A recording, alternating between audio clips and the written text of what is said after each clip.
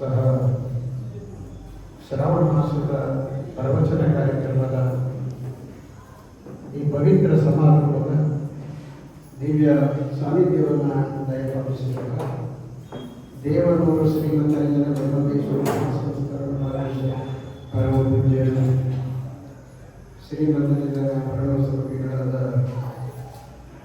ಮಹಂತ ಮಹಾಸ್ವಾಮಿಗಳ ಪವಿತ್ರ ಪಾದಕಮಲಗಳಲ್ಲಿ ಭಕ್ತಿಪೂರ್ವಕ ಪ್ರಣಾಮಗಳನ್ನು ಸಲ್ಲಿಸಿ ಈ ಸಮಾರಂಭದ ಉದ್ಘಾಟನೆಯಲ್ಲಿ ನೆರವೇರಿಸಿರುವಂತಹ ದೇವನೂರಿನವರೇ ಆದ ಡಾಕ್ಟರ್ DS ಗುರು ಅವರೇ, ಈ ಕಾರ್ಯಕ್ರಮದಲ್ಲಿ ಪ್ರವಚನವನ್ನು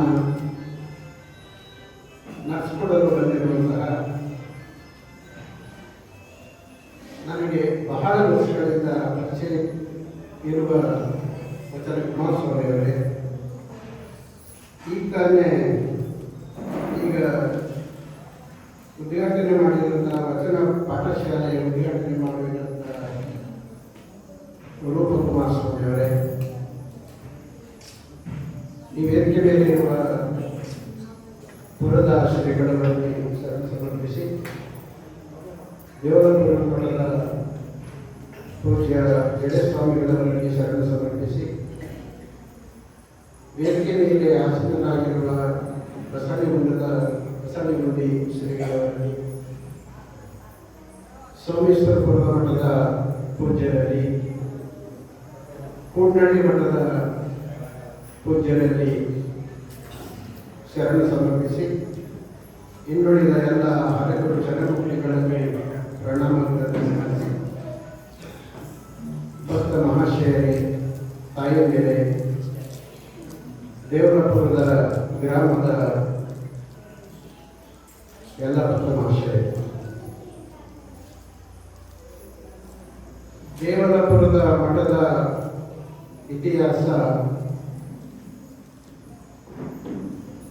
ಇದು ಮಠ ಪ್ರಾರಂಭವಾದದ್ದು ಪರಮ ಪೂಜ್ಯ ಮಹಂತ ಸ್ವಾಮಿಗಳವರ ಅಮೃತ ಹಸ್ತದಿಂದ.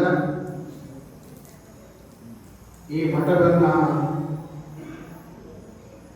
ಕಟ್ಟಡವನ್ನು ಭೂಮಿ ಪೂಜೆ ಮಾಡೋದ್ರಿಂದ ಅವರು ಉದ್ಘಾಟನೆ ಮಾಡುವವರೆಗೆ ಮೇಲ್ವಿಚಾರಣವನ್ನು ನೋಡ್ಕೊಂಡಂಥವರು ಸಂಪೂರ್ಣವಾದ ಆಶೀರ್ವಾದವನ್ನು ಮಾಡಿ ಈ ಮಠ ಸ್ಥಾಪನೆ ಆದದ್ದು. ದೇವಲಾಪುರ ಅಂತಿತ್ತು, ಈಗ ದೇವಲಾಪುರ ಆಗಿದೆ. ನಮ್ಮ ಮೈಸೂರು ತಾಲೂಕಿನಲ್ಲಿ ಈ ಭಾಗದಲ್ಲಿ ಪ್ರಮುಖವಾದ 3 ಮಠಗಳು, 3-4 ಮಠಗಳು, ದಾಸೋಹ ಮಠಗಳಲ್ಲಿ ದೇವಲಾಪುರ, ಸೋಮೇಶ್ವರಪುರ, ಬಸವನಗುಂಡಿ, ಕೂಡ್ನಳ್ಳಿ. ಇವು 3 ಮಠಗಳನ್ನು ಪ್ರತಿ ವರ್ಷ ಒಂದೆಲ್ಲ ಒಂದು ಕಾರ್ಯಕ್ರಮಗಳು ಧಾರ್ಮಿಕವಾಗಿ ನಡೆಯುವಂತಹದ್ದು. ದಾಸೋಹ ಮತ್ತು ಕಾಯಕಕ್ಕೆ ಏನು ಬ್ರಹ್ಮದೇಶ್ವರ ಬುನಾದಿ ಹಾಕಿದ್ರು ಅದನ್ನ ಚಾಚುವಂತ ಪದನೆ ನಡೆಸ್ಕೊಂಡು ಬರ್ತಾ ಇರುವಂತಹ 3 ಮಠಗಳು. ಅದನ್ನ ನಮ್ಮ ಜಡೇಸ್ವಾಮಿಗಳು ಬಹಳ ಸಮರ್ಥರು. ಅದನ್ನ ನಡೆಸ್ಕೊಂಡು ಹೋಗುವಂಥ ಶಕ್ತಿಯನ್ನ ಪರಮ ಪೂಜ್ಯ ಮಹಂತ ಸ್ವಾಮಿಗಳವರು ಅವರಿಗೆ ಕರುಣಿಸಿದ್ದಾರೆ. ಜಡೇಸ್ವಾಮಿಗಳವರು ಈ ಮಠಕ್ಕೆ ಬಂದು ಸುಮಾರು 34 ವರ್ಷಗಳು ಈ ಮಠಕ್ಕೆ ಬಂದರು. ಅದು ಪೂಜ್ಯರು ಇಲ್ಲಿಗೆ ಕೊಟ್ಟಂತ ಕೊಡುಗೆ, ನಮ್ಮ ಮಹಂತ ಸ್ವಾಮಿಗಳವರು ಕೊಟ್ಟ ಕೊಡುಗೆ ಈ ಮಠಕ್ಕೆ ಅವರನ್ನ ಭಿಕ್ಷದ ಗುರುಗಳಾಗಿ ಕಳಿಸಿದ ಫಲವಾಗಿ ಇವತ್ತು ಈ ಮಠ ಬೃಹತ್ ಆಕಾರದಲ್ಲಿ ಬೆಳೆದಿದೆ. ಜಡೇಸ್ವಾಮಿಗಳಾದ ಸಂತ ಮಹಂತ ಸ್ವಾಮಿಗಳವರ ಬಗ್ಗೆ ಎಷ್ಟು ಪ್ರೀತಿ, ಭಕ್ತಿ, ಗೌರವ ಅಂತಂದ್ರೆ ದೇವನೂರ ಮಠದ ಆರಾಧನೆ ಅಂತಂದ್ರೆ ಒಂದು 15 ದಿನ ಕಂಪ್ಲೀಟ್ ಮಠದ ವ್ಯವಹಾರಗಳಲ್ಲಿ ಹೋಗ್ತಾರೆ. ಮಠದ ಕಾರ್ಯ ಕಲಾಪಗಳಲ್ಲಿ ಓಡಾಡುವಂಥದ್ದು, ಮತ್ತೆ ಪ್ರತಿ ಆರಾಧನೆಯಲ್ಲಿ ಮಠದ ವತಿಯಿಂದ ಬೋಧಿಯನ್ನು ಮಾಡಿಸುವಂಥದ್ದು ಅಲ್ಲಿ ಬಂದಂಥ ಭಕ್ತರು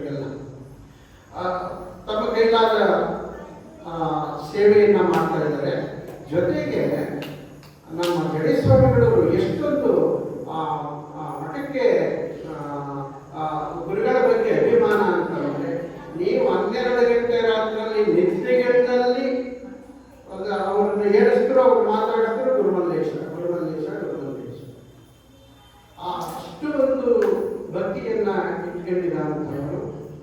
ಈ ಮಠಕ್ಕೆ ಇಬ್ಬರು ಗುರುಗಳು ಪ್ರಮುಖವಾದವರು. ಒಬ್ಬರು ಶಿವಪ್ಪ ಸ್ವಾಮಿಗಳು, ಒಬ್ಬರು ಜಡೆ ಸ್ವಾಮಿಗಳು. ಆ ಶಿವಪ್ಪ ಸ್ವಾಮಿಗಳ ಒಡನಾಟ ಇತ್ತು, ನಮಗೂ ಚೆನ್ನಾಗಿ ಗೊತ್ತಿಲ್ಲ ಅಂತವರು.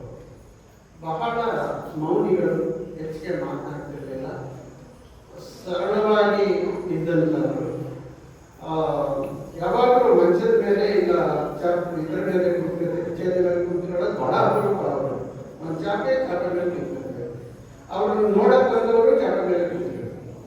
ಯಾರಿಗೂ ಯಾವ ಆತಿಥ್ಯ ಆಗಲಿ ಗೌರವ ಆಗಲಿ ಇಲ್ಲ, ಅವ್ರನ್ನ ಏನೋ ಬೇರೆ ಥರದಲ್ಲಿ ನೋಡ ಅಂತದ್ದು ಗುರುಗಳಲ್ಲಿ ಇರಲಿಲ್ಲ. ನಾವೇ ಬಂದ್ರು, ನಾವೇ ಅವ್ರು ಎಲ್ಲಿ ಕುಂತಿರ್ತಾರೋ ಅಲ್ಲಿಗೆ ಬಂದು ಅವ್ರನ್ನ ಮಾತಾಡ್ಕೊಂಡು ನಾವೇ ಅಲ್ಲೇ ಕುಂತಿರ್ತಾ ಇದ್ರು. ನಾವು ಅಷ್ಟು ಯಾವ ಆಡಂಬರ ಇದ್ದಾನೆ, ಹಮ್ಮು ಬಿಗುವಿಂದನೇ, ನಾನು ಈ ಮಠದ ಸ್ವಾಮಿಯನ್ನ ಒಂದು ಅಹಂಕಾರ ಇಂದನೇ ಬಹಳ ಸರಳವಾಗಿದ್ದಂಥವ್ರು. ಅಂತವರ ಕೃಪಾಶೀರ್ವಾದಕ್ಕೆ ಬಾದನಾದವರು ನಮ್ಮ ಲಿಂಗಣ್ಣವರು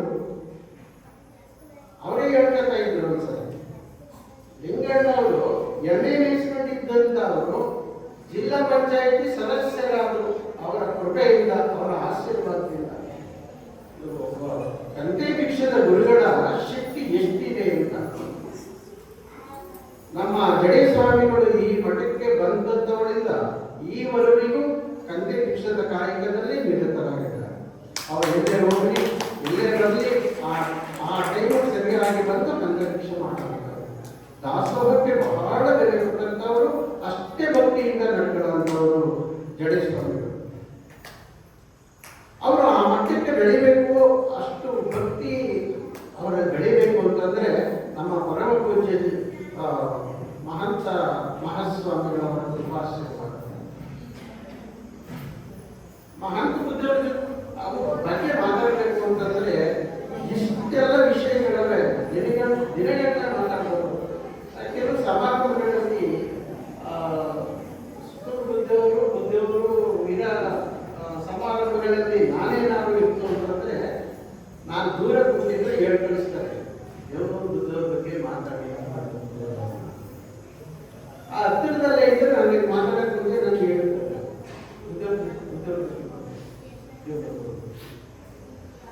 ಯಾಕೆ ಅಂತಂದ್ರೆ ನಮ್ಮ ಸುತ್ತೂರು ಬುದ್ಧಿಯವ್ರಿಗೂ ಇವ್ರ ಬಗ್ಗೆ ತುಂಬಾ ಅಭಿಮಾನ.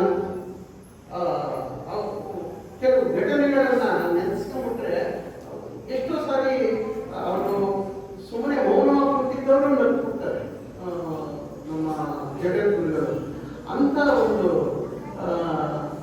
ನಮ್ಮ ಬೆಂಗಳೂರು ಬುದ್ಧಿಯವರ ಬಗ್ಗೆ ಎಷ್ಟು ಹೇಳಿದ್ರು ಕಡಿಮೆ. ಇವತ್ತು ಪ್ರತಿ ಕಾರ್ಯಕ್ರಮಗಳು ಆ ಬೆಂಗಳೂರು ಮಟ್ಟದಲ್ಲಿ ನಡೀತಾ ಇರೋದೆಲ್ಲ ಪಾವಾಡೆಗಳೇ. ನಾನೇನು 12ನೇ ಶತಮಾನದಲ್ಲಿ ಬಸವಣ್ಣವರ ಕಾಲದಲ್ಲಿ ನಡೀತಾ ಇದ್ರು ಶರಣರು, ಮತ್ತೆ ಬಸವಣ್ಣವರು ಪ್ರತಿದಿನ ಪಾವಾಡ ಮಾಡ್ತಾ ಇದ್ರು.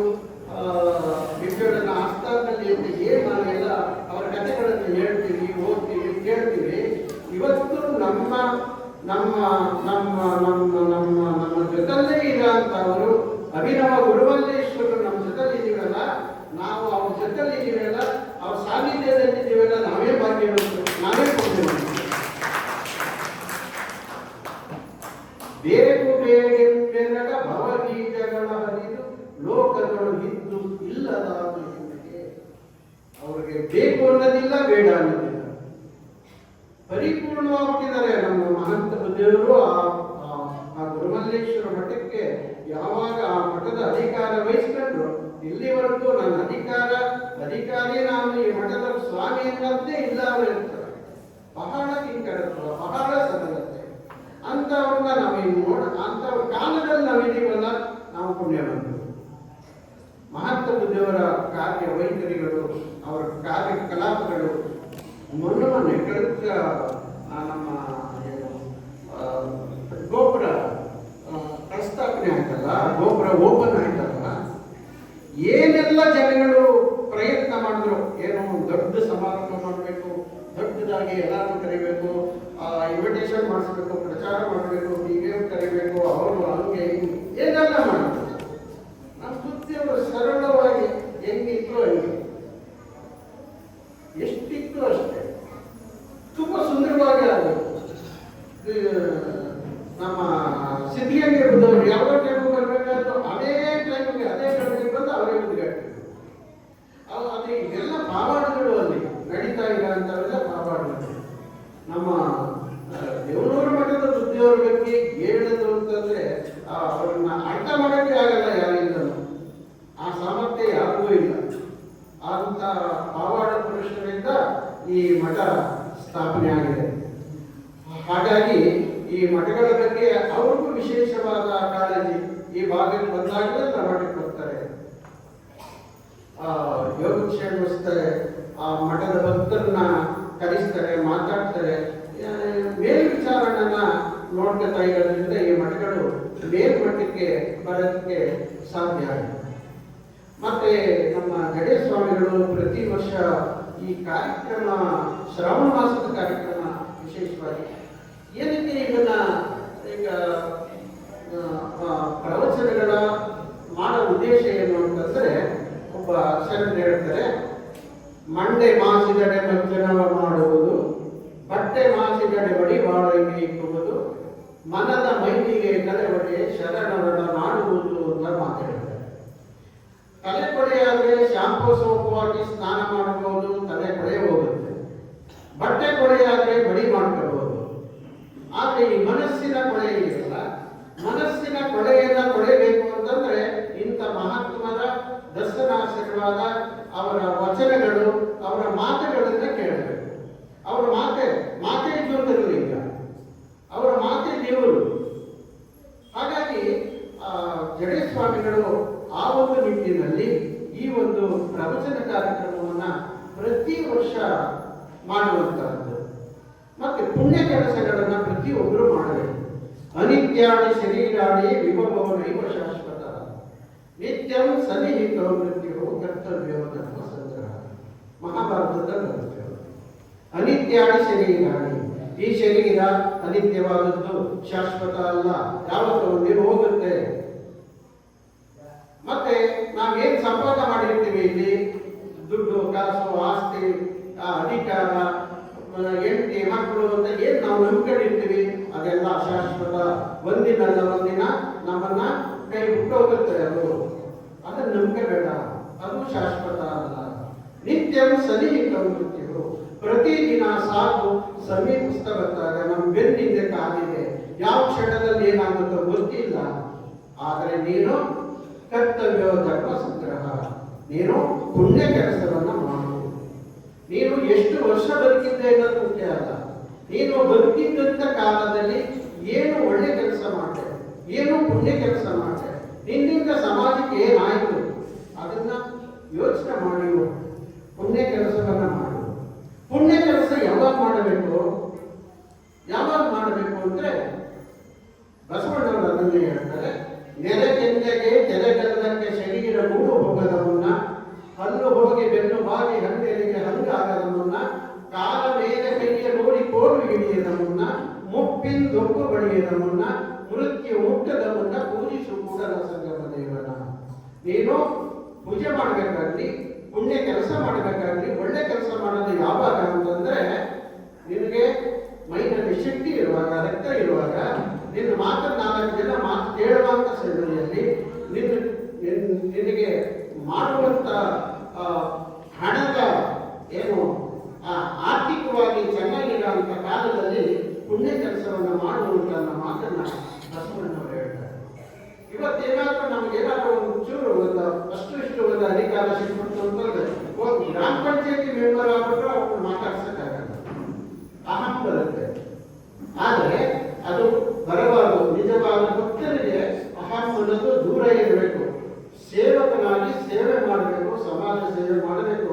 ನಮ್ಮಿಂದ ಏನು ಸಾಧ್ಯವೋ ಅದನ್ನ ಒಳ್ಳೆ ಕೆಲಸವನ್ನು ಮಾಡಬೇಕು. ನಮ್ಮಿಂದ ಮಾಡೋಕ್ಕಾಗಲಿಲ್ಲ, ಇನ್ನೊಬ್ಬರಿಗೆ ಕೆಟ್ಟದ್ದು ಮಾಡಿದ ರೀತಿಯಲ್ಲಿ ನಾವು ನಡ್ಕೊಂಡು ಹೋದ್ರೆ ಸಾಕಾಗುತ್ತೆ ಸಮಾಜಕ್ಕೆ. ನಮ್ಮಿಂದ ಸಮಾಜಕ್ಕೆ ಕೆಡಕಾದ ರೀತಿಯಲ್ಲಿ ನಡ್ಕೊಂಡು ಹೋದ್ರು ನಾವು ಮಾಡಿದ್ದು ಸಮಾಜಕ್ಕೆ ಅದೊಂದು ಒಳ್ಳೆ ಕೆಲಸವೇ ಅಂತ. ಹಾಗಾಗಿ ಅಂತ ಒಂದು ಒಳ್ಳೆ ಪುಣ್ಯ ಕೆಲಸವನ್ನ ಪ್ರತಿ ವರ್ಷ ನಮ್ಮ ಗಣೇಶ ಸ್ವಾಮಿಗಳು ಮಾಡ್ಕೊಂಡು ಹೋಗ್ತಾ ಇದ್ದಾರೆ. ನೋಡಿ, ಮನೆಗಳು ಪರೋಪಕಾರಕ್ಕಾಗಿ ಫಲ ಕೊಡ್ತವೆ, ಹಣ್ಣು ಕೊಡ್ತವೆ. ಯಾಕೋಸ್ಕರ? ಅದಕ್ಕೋಸ್ಕರ ಅಲ್ಲ, ಪರೋಪಕಾರಕ್ಕಾಗಿ. ನದಿ ಹರಿಯುತ್ತದೆ ನೀರು ಯಾರಿಗಾಗಿ? ನಮಗೋಸ್ಕರ. ಹಸು ಹಾಲು ಕೊಡುತ್ತೆ ಯಾರಿಗೋಸ್ಕರ?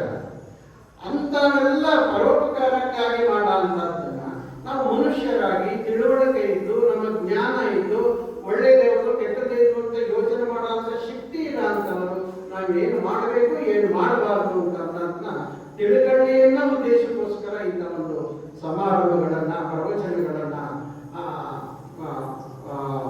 ಏರ್ಪಾಡು ಮಾಡ್ತಾ ಇರುವಂಥದ್ದು. ಮತ್ತೆ ಗುರುಗಳು ಬರ್ತಾರೆ ಅನ್ನೋದು ಒಂದೇ ಒಂದು ಕಾರಣಕ್ಕೋಸ್ಕರ ನಾನು ಇಲ್ಲಿ ಬಂದದ್ದು. ಇವತ್ತು ಪ್ರಮಾಣಿಗೆ ಹೋಗಬೇಕಾಗಿತ್ತು, ಈಗಲೂ ಹೋಗ್ತಾ ಇದ್ದೀವಿ. ನಮ್ಮ ಗುರು ಅವರು ತುಂಬಾ ಚೆನ್ನಾಗಿ ಮಾತಾಡ್ತಾರೆ ನೋಡಿ. ಆ ಸಂಸ್ಕಾರ ಅಂತದ್ದು ಯಮನೂರು ಯಾರೇ ಆಗಲಿ, ಮಹದೇಶ್ವರ ಬೆಟ್ಟದಲ್ಲಿ ಒಂದು ದೊಡ್ಡ ಸಮಾರಂಭ. ಅವರು ಪ್ರಾರಂಭ ಮಾಡಿದ ತಕ್ಷಣ ಮಹಾತ್ಮ ಗುರುಮಲ್ಲೇಶ್ವರ ಧ್ಯಾನ ಮಾಡಿ ಅವರನ್ನ ಸ್ಮರಣೆ ಮಾಡ್ಕೊಂಡು ಮುಂದಕ್ಕೆ ಮಾತಾಡ್ತಾರೆ. ಮೊನ್ನೆ ಗುಂಡೆಗಾಲದಲ್ಲಿ ಪ್ರಾರಂಭ ಮಾಡಿದ್ರು, ಗುರುಮಲ್ಲೇಶ್ವರ ಸ್ಮರಣೆ ಮಾಡ್ಕೊಂಡು ಬೇರೆ ಮಾತೇ ಇಲ್ಲ. ಅಂತ ಸಂಸ್ಕಾರ ಇಲ್ಲ ಅಂತ ಗುರು ಅವರು ಬರ್ತಾ ಇದ್ದಾರೆ ಇದನ್ನು ಉದ್ಘಾಟನೆ ಮಾಡಲಿಕ್ಕೆ. ಈ ಕಾರಣಕ್ಕೋಸ್ಕರ ಮತ್ತೆ ವಚನ ಕುಮಾರಸ್ವಾಮಿ ಅವರು ನಮ್ಮ ಹತ್ರದವರು, ಕೋಟೆ ತಾಲೂಕು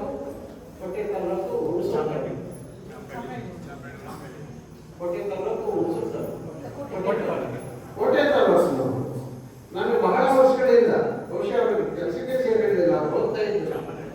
ಶ್ಯಾಮನಹಳ್ಳಿ ಹುಂಡಿ ಅಂತ ಚಂಡಿಗಣ್ಣ ಸ್ವಾಮಿ ಗದ್ದಿಗೆ ಪಕ್ಕದಲ್ಲೇ ಇದೆ. ಚಂಡಿಗಣ್ಣ ಸ್ವಾಮಿ ಗದ್ದಿಗೆ 3 ಕಿಲೋಮೀಟರ್ ಆಗುತ್ತೆ.